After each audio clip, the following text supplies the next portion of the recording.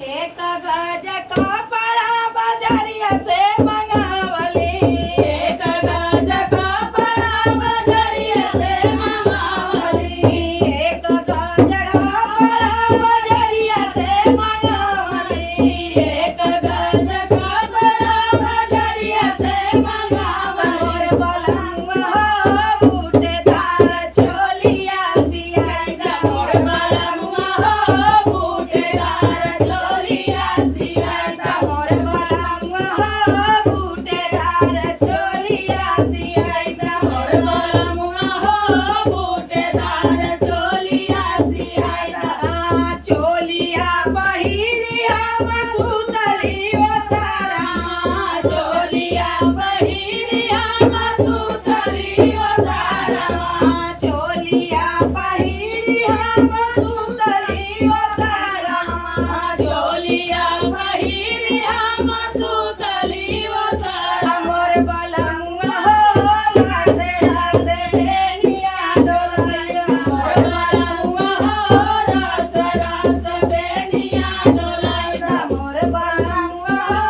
राधे राधे बेनिया डोलाया मोर बलमुआ हो रस रस बेनिया डोलाइदा बेनिया डोलावते का सासु देखली हरी बेनिया डोलावत का सासु देखली हनी बेनिया डोलावते का सासु देखली हरी बेनिया डोलावत का सासु देखली हनी मोरे बहुवर हो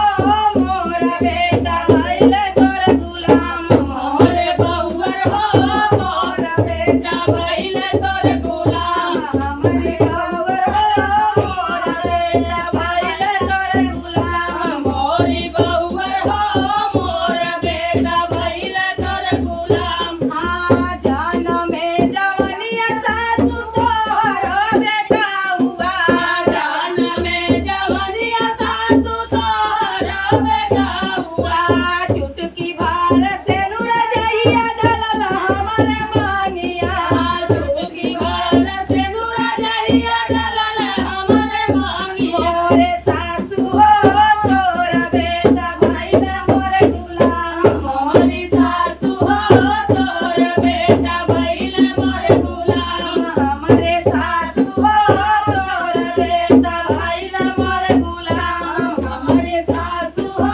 तोर बेटा भइल मोर गुलाम एक गज कपड़ा बजरिया से मंगावली एक गज कपड़ा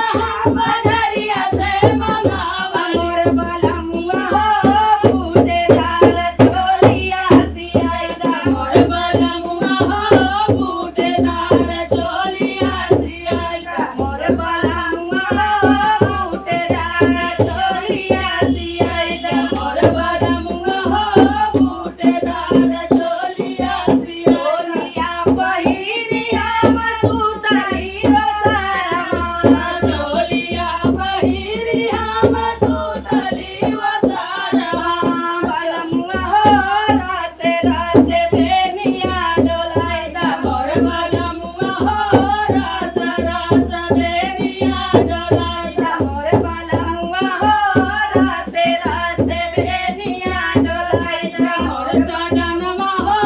रस रस बेनिया डोलाइदा बेनिया डोलावते के देखना देखली हरी बेनिया डोलावत का जटनी देखली हनी बेनिया डोलावते के देखना देखली हरी बेनिया डोलावत का जटनी देखली हनी मोर गोतिन हो मोर देवर भइल तोर गुलाम मोरी जेठनी हो मोर देवर भइल तोर गुलाम